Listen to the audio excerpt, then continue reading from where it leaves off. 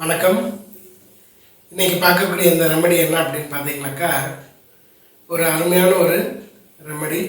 நிறைய ஆண்கள் கேட்கக்கூடிய கேள்வி, தினமும் உணவில் சேர்த்துக்கக்கூடிய ஒரு விஷயம் மூலிகை மருந்துகளில் இருக்கா, அதனால் ஆண்களுக்கு நல்ல ஒரு வீரியமும் நல்ல ஒரு ஆண்மை பெருக்கிறதுக்கு தேவையான விஷயம் இருக்கா அப்படின்னு சொல்லி கேட்டிருக்கீங்க. ஒரு அருமையான இது இருக்குங்க. இது தேவையானது என்ன அப்படின்றத பார்க்கலாம். இது எப்படி அப்படின்னாக்கா, ஒரு ஆணுக்கு வீரியம் அப்படின்றது, ஒரு ஆணாக இருந்தாலும் பெண்ணாக இருந்தாலும் உடல் வலிமை அப்படின்றது ரொம்ப முக்கியம் அப்படின்னு பார்த்தீங்கன்னாக்கா நரம்பு தான். நம்மளுடைய சதை அப்படின்றது ஒரு பகுதியாக இருந்தாலும், எலும்பு ஒரு பகுதியாக இருந்தாலும், இந்த சதையும் எலும்பையும் அதிக வலுவாக இருக்கக்கூடிய ஒரு விஷயம் அப்படின்னு பார்த்தீங்கன்னாக்கா நரம்பு தான்.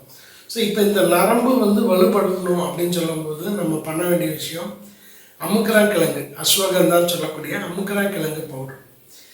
இந்த அமுக்கராங்கிழங்கு இது சுத்தி முறை அப்படின்னு ஒரு மெத்தட் இருக்குது. அந்த சுத்தி முறையிலேருந்து எடுத்துக்கும் போது ரொம்ப நல்லா ரிசல்ட் இருக்கும். அப்படி இல்லைனாலுமே அது ஒரு அளவு நல்ல ரிசல்ட் கிடைக்கும்.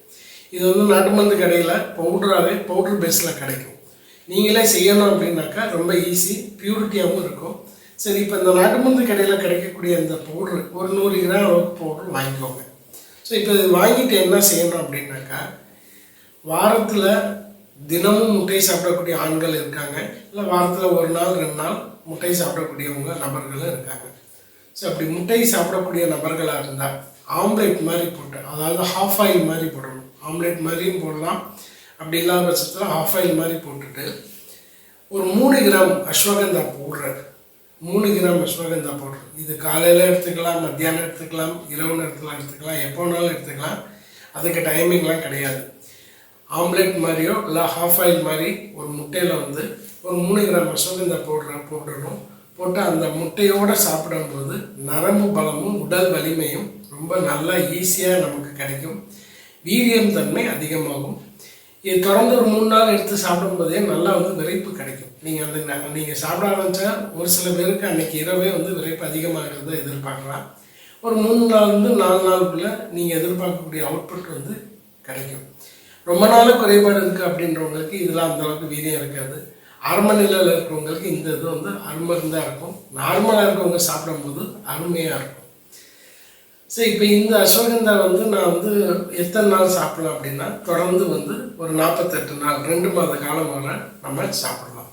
ஸோ இப்போ நம்ம என்ன செய்யணும், அடுத்து என்ன செய்யணும் அப்படின்னு பார்த்தீங்கன்னாக்கா, இந்த முட்டையில் நம்ம சாப்பிட்றோம். இப்போ என்னால் தினமும் சாப்பிட முடியலை அப்படின்னா, குறைஞ்சபட்சம் வாரத்தில் 4 நாள் அல்லது 3 நாளாவது எடுத்துக்கிறது ரொம்ப நல்லது. வீக்லி 3 டேஸ்ன்றது ரொம்ப நல்லது.